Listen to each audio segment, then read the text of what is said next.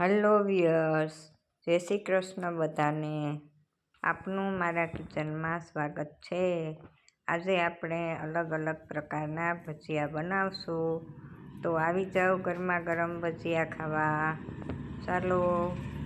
મસ્ત મજાના મેથીના ગોટા છે, પછી બટેટાની પટ્ટીના છે, મરચાંની પટ્ટીના છે અને અજમાના પાનના છે. તો આવી જાઓ, આપણે આજે સાથે મળીને ભજીયા ખાઈએ. અહીં મેં 2 વાટકી જેટલો ચણાનો લોટ લીધો છે. ભજીયા એવી આઈટમ છે કે જ્યારે આપણે ખાવાનું મન થાય ત્યારે ઝડપથી માત્ર 15થી 20 જ મિનિટમાં બની જાય છે અને ફટાફટ આપણે ગરમા ગરમ ઉતરતા જાય અને જમતા જઈએ અને બનાવવા પણ એટલા જ સરળ છે. તો અહીં મેં લોટમાં મીઠું ઉમેર્યું છે જરૂર મુજબ, અને આપણે બધા લીલું લસણ, ડુંગળી અને બટેટાની ચિપ્સ બનાવી રાખી છે, અને મેં ઘરમાં અજમાના પાન છે એ પણ તોડીને રાખ્યા છે, ધોઈને સરસ મજાના. હવે આપણે લોટ બાંધી લઈએ. પાણી ઉમેરતા જઈ અને જોઈએ એ પ્રમાણે આપણે લોટ બાંધી લઈએ. તો આ રીતે આપણે ફટાફટ ભજીયા છે ગમે ત્યારે ઈચ્છા થાય ત્યારે બનાવી શકીએ છીએ. તો અહીં તમે જોઈ શકો છો કે હું લોટ બાંધી રહી છું, અને જરૂર મુજબ આપણે તેમાં પાણી ઉમેરતા જશું જેથી લોટ બહુ ઢીલો ન થાય. હવે આપણે ભજીયાના સોડા ઉમેરી અને ઉપરથી લીંબુ નીચોવી અને તેને એક્ટિવેટ કરશું અને સરસ રીતે બધું મિક્સ કરી લેશું. તો આ રીતે આપણે ભજીયા ફટાફટ અલગ અલગ પ્રકારના બનાવતા જશું અને ગરમા ગરમ ઘરનાને જમાડતા જશું. તો આ રીતનો મેં લોટ રાખ્યો છે. પ્રથમ આપણે બટેટાની ચિપ્સના ભજીયા આમાંથી ઉતારી લેશું. તો આ રીતે ચિપ્સને અંદર બોળી અને સરસ રીતે ડીપ કરી અને તેલમાં મૂકતા જવાના.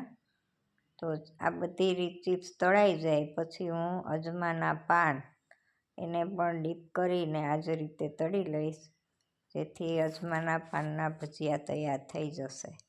તો અહીં આપણા ચિપ્સના ભજીયા સરસ મજાના બની રહ્યા છે અને સરસ ક્રિસ્પી મજાની ચિપ્સના ભજીયા તૈયાર થઈ ગયા છે.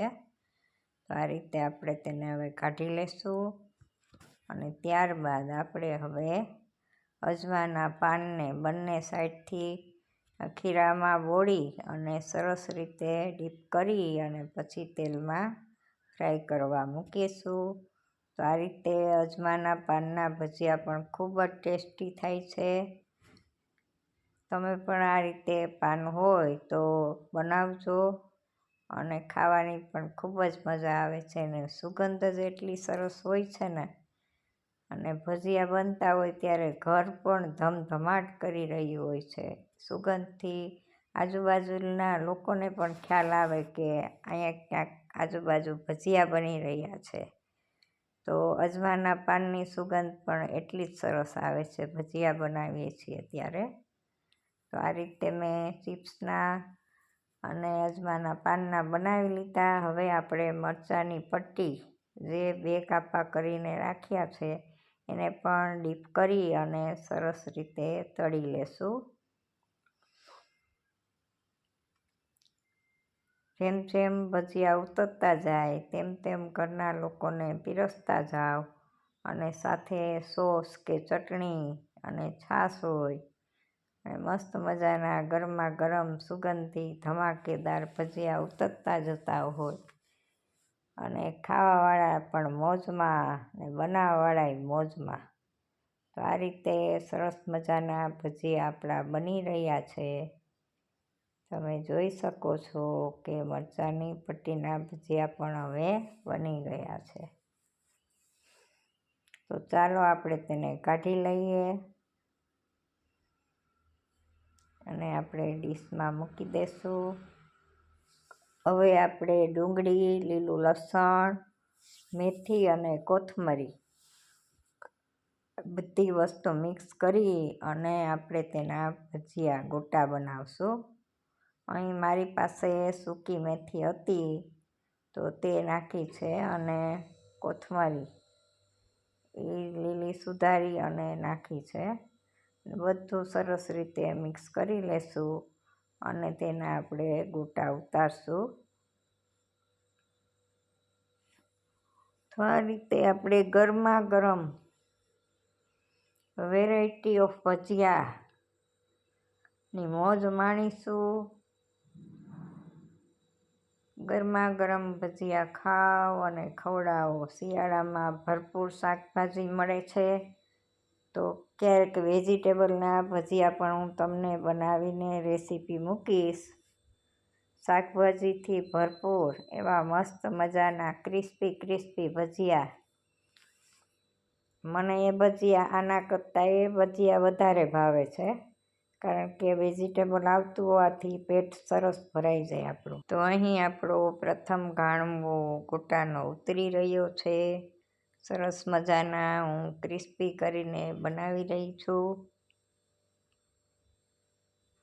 તમે ઈચ્છો તો એકવાર કાચા પાકા કાઢી અને એને થોડીક વાર રાખીને વાટકીએથી દાબી અને ચપટા કરીને ફરી પાછા તળશો તો એકદમ ક્રિસ્પી થશે.